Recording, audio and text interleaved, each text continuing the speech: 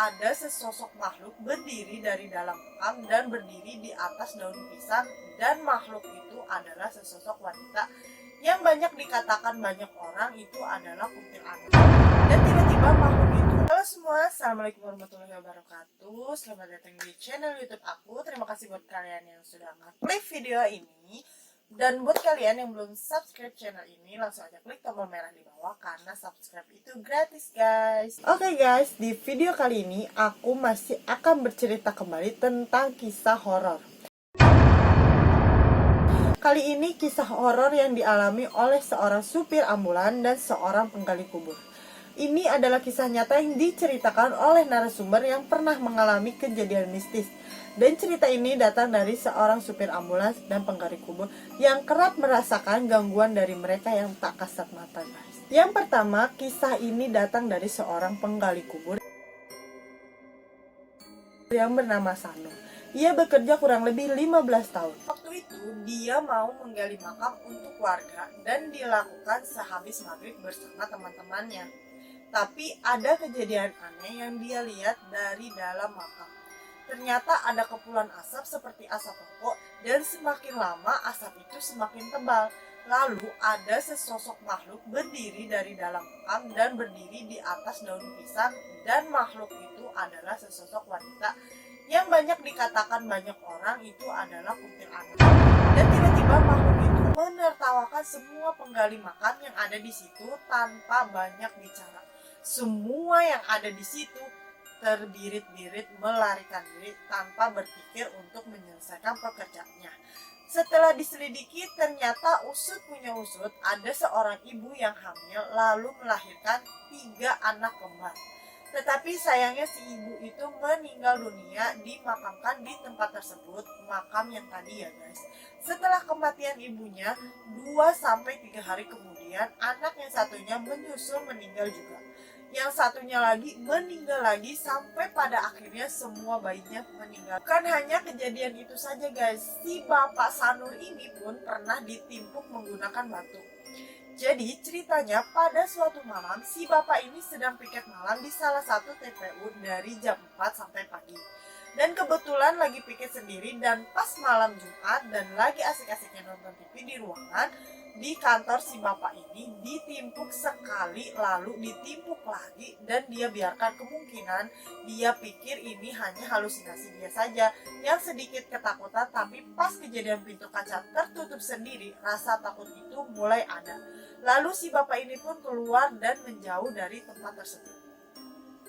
Dan kejadian kedua itu pun bukan kejadian yang terakhir si bapak pernah diikuti sosok penunggu pohon besar hingga si bapak jatuh sakit.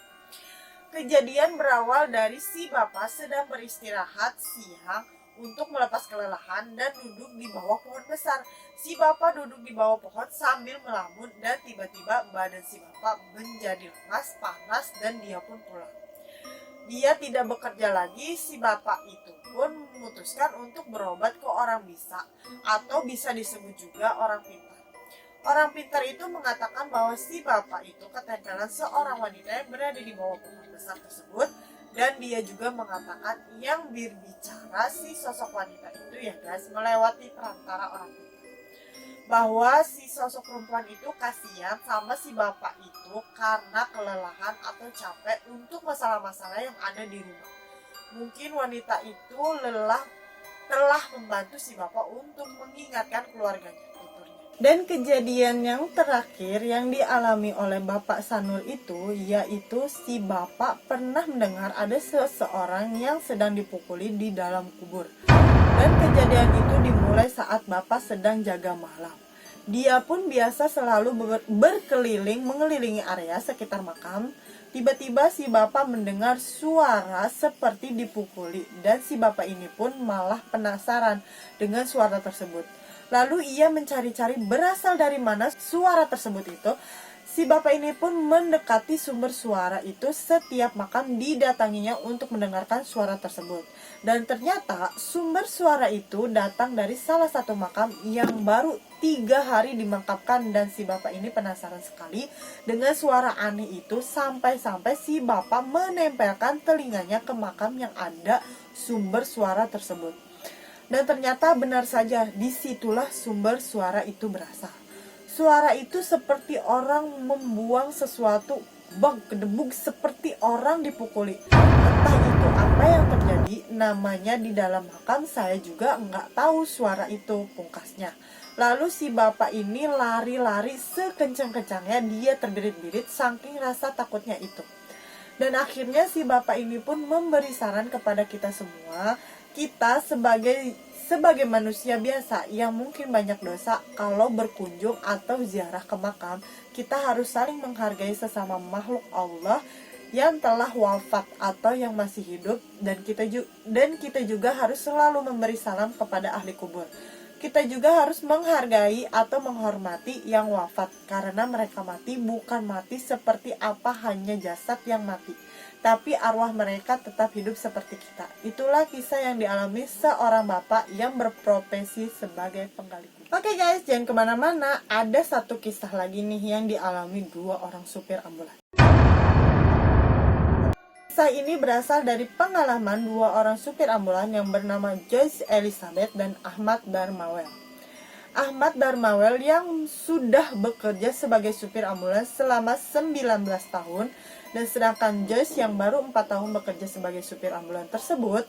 Ahmad bercerita bahwa ada sebuah tempat pemakaman, nama pemakamannya Tunawan tanpa identitas. Di pemakaman itu ada yang terlantar, ada yang dari panti asuhan, ada yang dari RSCM, yang pokoknya banyak pemakaman tanpa identitas di tempat itu guys.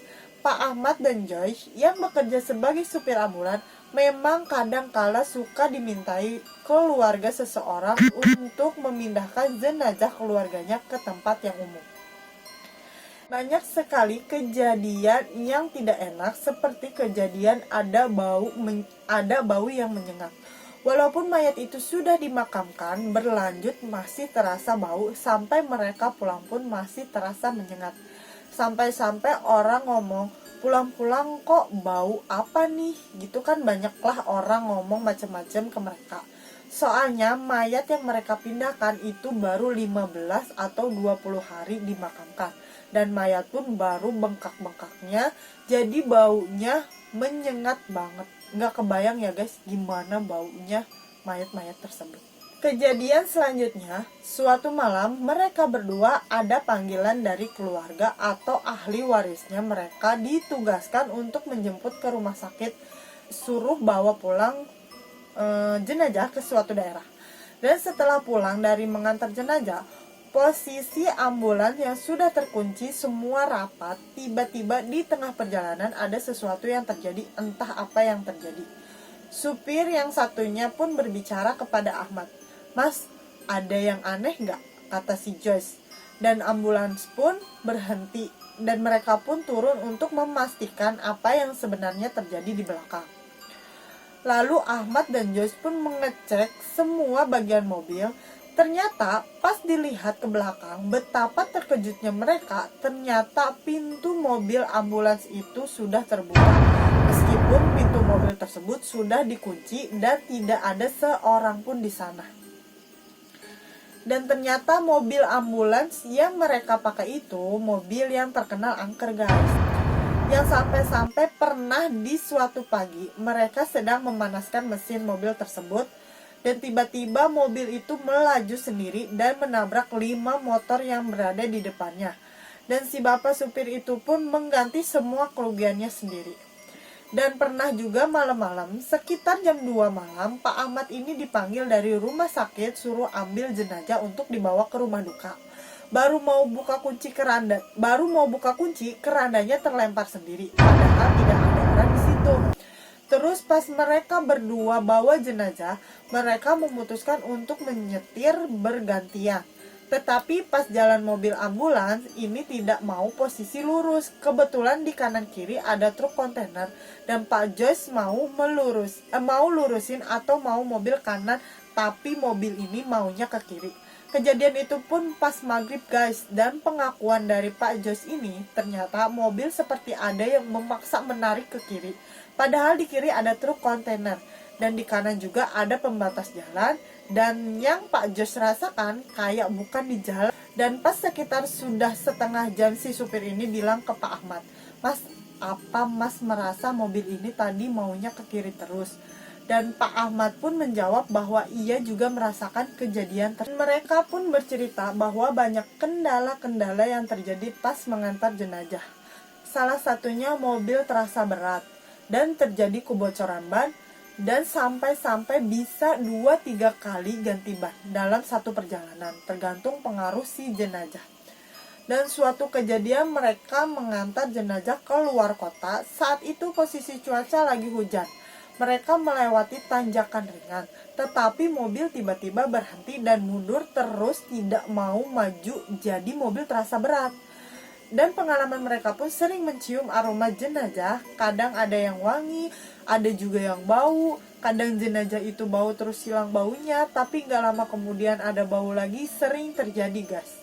Ada kejadian pas mereka pulang antar jenazah ke daerah Jawa, pas pulang sepanjang jalan mereka mencium bau kotoran kerbau, sampai-sampai mereka cuci mobil luar dalam di jalan, tetapi bau itu tidak kunjung hilang. Dan pas pagi hari keluar sinar matahari, baru bau itu menghilang sendiri.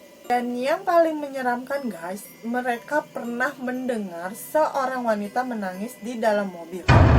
Kejadiannya pas mereka keluar dari Menceng, keluar dari rumah, sudah upacara pemberangkatan. Tapi tiba-tiba jenazah nangis sendiri, sedangkan tidak ada seorang pun di belakang mobil kecuali si jenazah ini. Dia menangis merengek, pas ditengok ke belakang jenazah ini tidak bergerak, tapi dia menangis. Tapi di balik itu semua ada pesan dari mereka berdua ini guys. Jangan memandang kalau supir ambulans itu hina. Lihatlah dari usaha dan jerih payahnya, dan jangan memandang rendahlah. Intinya hormati pekerjaan seseorang apapun itu, yang penting halal. Dan dunia mereka pun ada, kita harus saling menghargai, tapi kita percaya bahwa mereka dan kita berbeda alam. Kalau kita nggak ganggu, mereka pun nggak akan ganggu kita guys. Nah itulah guys cerita dari beberapa orang yang pernah mengalami hal-hal mistis. Oke guys, itu dia cerita horor hari ini. Terima kasih buat kalian yang sudah menonton video ini tanpa skip. Dan buat kalian yang suka sama video ini, kalian boleh klik tombol like dan share ke sosial media yang kalian punya. Jangan lupa subscribe channel ini ya guys. Terima kasih. Wassalamualaikum warahmatullahi wabarakatuh.